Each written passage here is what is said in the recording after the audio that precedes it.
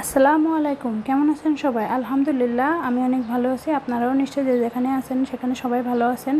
দেখেন সকাল সকাল বাজার করে নিয়ে আসছে শাক, সবুজ শাক, কিছু শুকনা জাল আর একটা মুরগি। আর লবণ ছিল না, তাই এক প্যাকেট লবণ নিয়ে আসছে, এটাই নিয়ে আসছে। এই মুরগিটা এখন তাড়াতাড়ি করে কাটতে বসবো। তার আগে এই যে পেঁয়াজ রসুন সব কিছু বেছে নিচ্ছি। আসলে আমি তো শিলপাটায় এটা কেটে বেছে নিই, এই জন্য একটু সময় লাগে।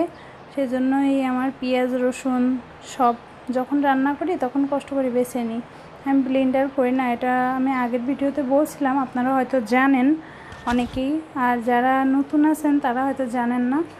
যাই হোক, আমার ভিডিওটা আপনাদের কাছে যদি একটু ভালো লাগে তবে আপনারা আমার ভিডিওতে একটা লাইক কমেন্ট শেয়ার করে যাবেন, আর সাবস্ক্রাইব করতে ভুলবেন না।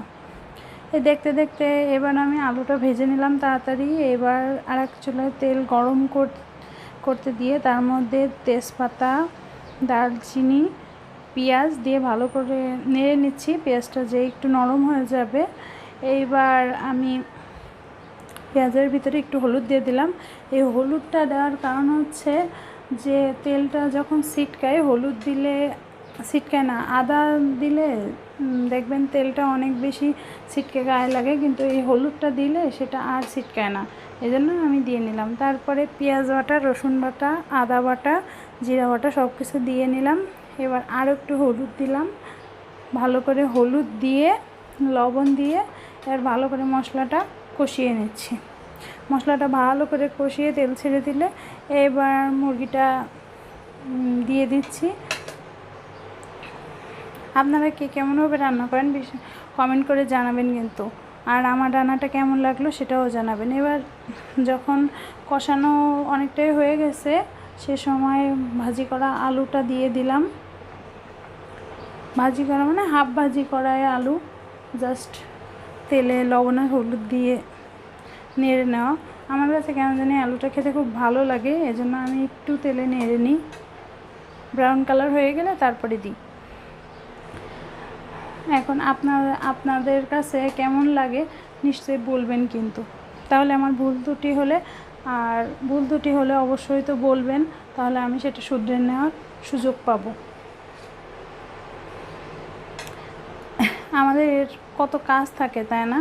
যে এই সকাল থেকে দেখেন সবাই আমরা কত কাজ করি, কিন্তু আসলে মনে হয় কি কাজ করেছে, শুধু তো রান্নাই করেছে, কিন্তু আসলে কি তা না। সংসার সামলানো, বাচ্চা সামলানো, কত কাজ, কিন্তু আসলে কাজগুলো চোখে ধরা পড়ে না বলে অনেকে গুরুত্ব দেয় না, কিন্তু এটাই আমার মনে হয় কেন জানি সবথেকে বড় কাজ। দেখতে দেখতে আমার রান্না হয়ে গেল, দেখতেই পাচ্ছেন এটা আমার রান্নার লাস্ট লুক। এবার একটু গরম মশলা ছিটায় দিলাম।